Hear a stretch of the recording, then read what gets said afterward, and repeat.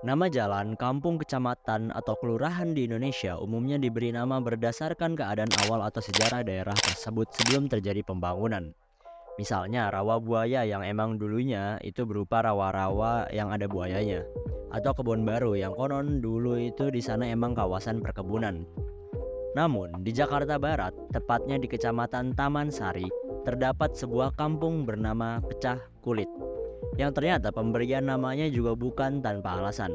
Nama ini berasal dari sebuah sejarah mengerikan yang terjadi di sana saat masa penjajahan pada zaman dahulu. Jalan Pangeran Jayakarta yang terletak di kawasan Jakarta Barat yang kini dikenal sebagai kawasan bisnis retail. Pada abad ke-18, wilayah ini adalah kawasan elit dengan nama Jakarta Way. Di kawasan itu, sekitar Sungai Ciliwung, berdiri rumah-rumah bergaya arsitektur Belanda dan Eropa. Di sanalah tempat tinggal Peter Eberveld, seseorang yang meregang nyawa dalam hukuman kejam pada masa pemerintahan VOC tahun 1722.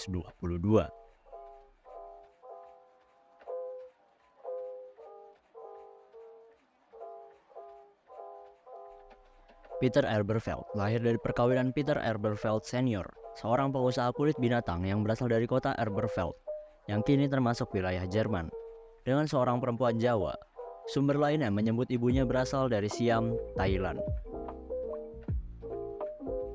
Ayahnya datang ke Batavia sebagai penyamak kulit. Setelah ia diangkat sebagai anggota Himrat untuk mengurusi kepemilikan tanah di daerah Ancol, ia menjadi tuan tanah, yang dimana kekayaannya ini kemudian diwariskan kepada anaknya.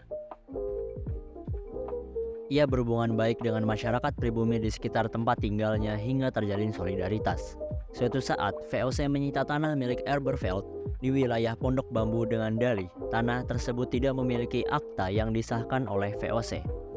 Saat proses penyitaan, rakyat banyak yang mendukung Eberveld. Namun, VOC bersikeras. Bahkan gubernur VOC pada saat itu, Johan van Horn, menambah hukuman untuk Peter Eberveld dengan denda 3.300 ikat padi yang harus diserahkan kepada VOC.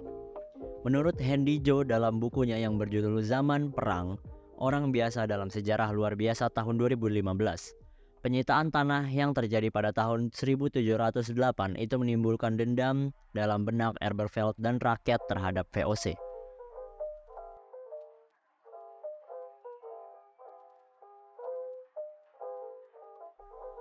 Rakyat Batavia yang berhubungan baik dengan Eberveld adalah Raden Ateng Kartadria. Ia berasal dari Ningrat, Banten dan memiliki sekitar 17.000 pengikut. Kedekatan keduanya bagi VOC tentu adalah sebuah ancaman.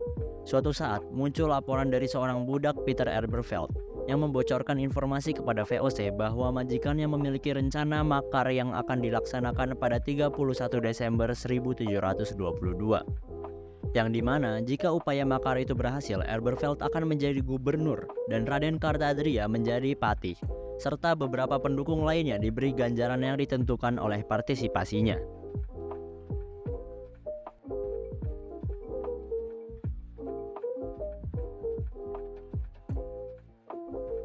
Atas laporan tersebut, VOC segera bertindak. Mereka melakukan penyerbuan dan berhasil menangkap Peter Eberveld beserta para pengikutnya.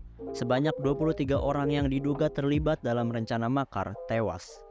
4 bulan setelah penangkapan, tepatnya pada April 1722, Peter Eberveld dan Raden Kartadria beserta para pengikutnya dibawa ke pengadilan lalu divonis hukuman mati.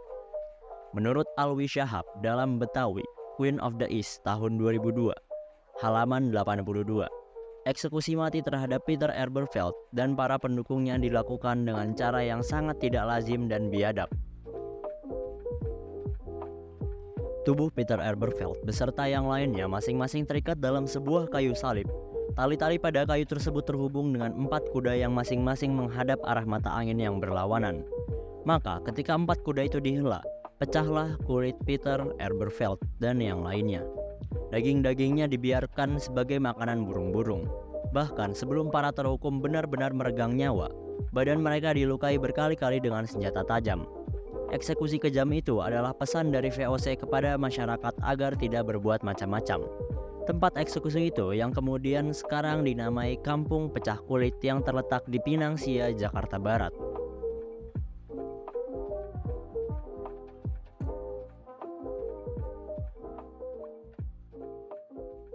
Tidak cukup dengan eksekusi di hadapan umum, VOC juga membuat monumen yang terbuat dari batu berukuran 1 kali 2 meter yang terdapat tengkorak kepala Elberfeld yang ditancapkan. Pada monumen tersebut terdapat tulisan dalam bahasa Belanda dan Jawa kuno. Menurut Alwi Shahab, jika diterjemahkan kira-kira artinya sebagai berikut. Catatan dari peringatan yang menjijikan pada si jahil terhadap negara yang telah dihukum, Peter Elberfeld. Dilarang orang mendirikan rumah, gedung, atau memasang papan kayu. Demikian pula bercocok tanam di tempat ini. Sekarang sampai selama-lamanya. Selesai. Kisah kelam tentang Peter Elberfeld tidak banyak diketahui masyarakat. Semasa pendudukan Jepang, peninggalan-peninggalan yang mengingatkan pada penjagalan itu dihilangkan. Seperti monumen tengkorak di tempat Peter dieksekusi, ungkap Alwi Shahab. Kini prasasti batu tersebut bisa dilihat di Museum Sejarah Jakarta. Tahun 1970, pemerintah Jakarta pernah membuat tiruan monumen di lokasi asli. Namun, pada 1985 dipindahkan ke Taman Prasasti. Kondisi terkini, bekas tempat eksekusi Peter Elberfeld telah menjadi ruang pamer mobil Toyota. Sementara bangunan-bangunan tua yang menjadi saksi bisu peristiwa kelam tersebut hampir seluruhnya mengalami perubahan.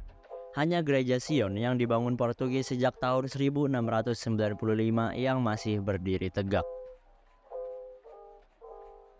So itulah kisah dari eksekusi Peter Elberfeld, sekaligus sejarah dari nama kampung pecah kulit.